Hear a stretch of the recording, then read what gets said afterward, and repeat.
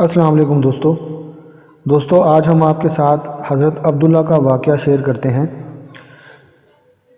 ایک مرتبہ حضرت عبداللہ کے والد مبارک نے کاروبار کے لیے حضرت عبداللہ کو 50,000 کی رقم دی۔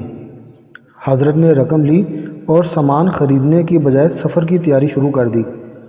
دور دور ملکوں کے سفر کیے، عالموں کی صحبت میں رہے، حدیث رسول صلی اللہ علیہ وسلم کے دفتر جمع کیے۔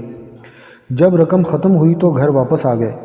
حضرت مبارک رحمۃ اللہ علیہ بہت خوش ہوئے کہ بیٹے نے بہت کچھ کمایا ہوگا، تو بیٹے سے پوچھا، بیٹے تجارتی سفر کیسا رہا؟ کیا کچھ لائے ہو؟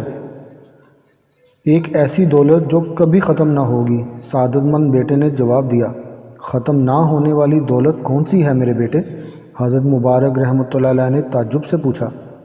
ابا جان، لوگ ایسی تجارتوں میں رقم لگاتے ہیں جن کا نفع اس دنیا میں ہی ختم ہو جاتا ہے، لیکن میں نے ایسی تجارت میں رقم لگائی ہے جس کا نفع دونوں جہان میں ملے گا اور کبھی ختم نہیں ہوگا۔ بیٹے کی سمجھداری دیکھ کر باپ کو بہت خوشی ہوئی اور پوچھا، بیٹے وہ کون سی دولت ہے جو کبھی ختم نہیں ہوتی؟ تم کیا کما کر لائے ہو؟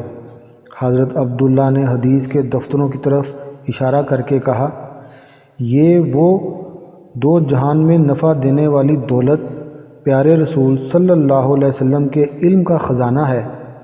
میں نے اس خزانے کو حاصل کرنے کے لیے ساری دولت لگا دی ہے۔ حضرت مبارک رحمۃ اللہ علیہ کا چہرہ خوشی سے چمک اٹھا، آنکھوں میں آنسو تیرنے لگے۔ بیٹے کو گلے لگا لیا، دعائیں دیں اور اللہ تعالیٰ کا شکر ادا کیا۔ تھوڑے دنوں کے بعد بیٹے کو 30,000 کی ایک اور رقم دی اور بولے، یہ رقم لو اور اگر تمہاری تجارت میں کوئی کمی رہ گئی ہو تو اسے بھی پورا کر لو۔